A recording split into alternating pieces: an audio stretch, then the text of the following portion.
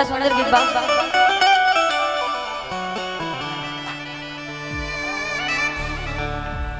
लेकिन एक लाइन खाली, अरे मारो के पास धके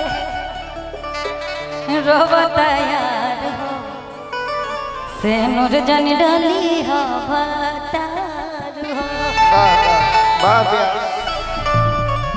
के काहे होने ठाड़ू बाड़ू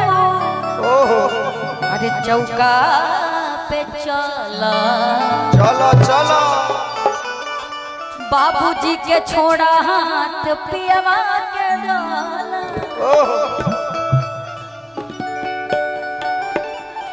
होता बेकरारी जाने करावा इंतजार हो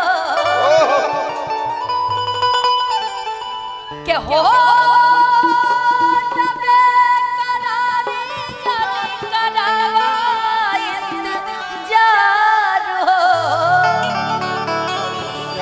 अरे माड़ो के पास धके एगो लड़की के बियाह होता। अब खाली सुने वाला लोग बात गवहो में मजा आई। एगो लड़की के बियाह होता और जवन लबर बा ऐसे माड़ो में बांस गड़ल बा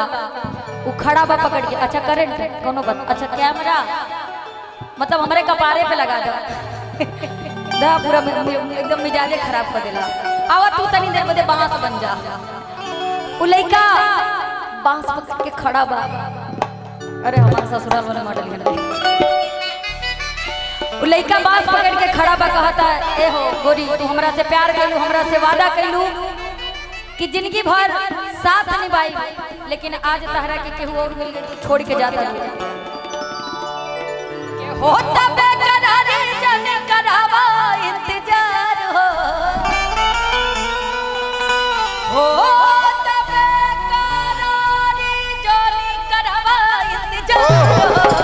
माड़ो के पास धके माड़ो के पास धके रोबता यार हो से नूर जन डाली हो भतार हो मारो के पास धके रोबता यार हो से नूर जब डाली है भतार हो काहे होने ठाड़ू बाड़ू चौका पे चला बाबूजी के छोड़ा हाथ पियावा के डाला बाबूजी के छोड़ा हाथ पियावा के ढोला बाबूजी के छोड़ा हाथ पियावा के ढोला होता बेकरारी जाने करावा इंतजार हो होता बेकरारी जाने करावा इंतजार हो माड़ो के बांस धके रोबता यार हो नूर जन डाली हो भतार हो मारो के पास धके रोबता यार हो से नूर जब डाली है भतार हो मारो के पास धके रोबता यार हो से नूर जब डाली है भतार हो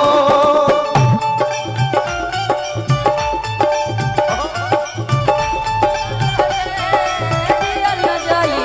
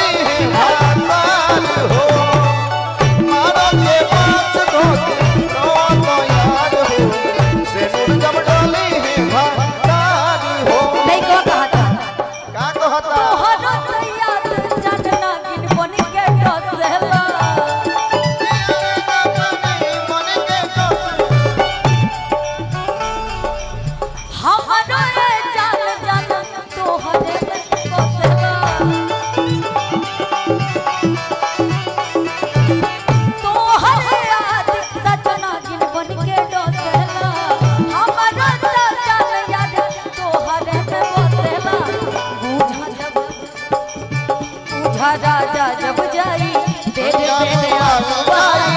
बूढ़ा राजा जब जाई तोहरा बिना दिल रहियो न पाई होता बेकरारी जाने करा ओने करारी जरी करावा इंतजार हो मारो के आवे ना जाई ना आवे ना जाई ना 1 2 3 4 1 2 मारो के बांस धके मारो के बांस धके रोवा तैयार हो सेनुर जोनी डोली हो तार हो मारो के पास धोके रोवा तैयार हो सेनुर जब डाली है भंगार हो काहे होने खाड़ू बाड़ू चौका पे चला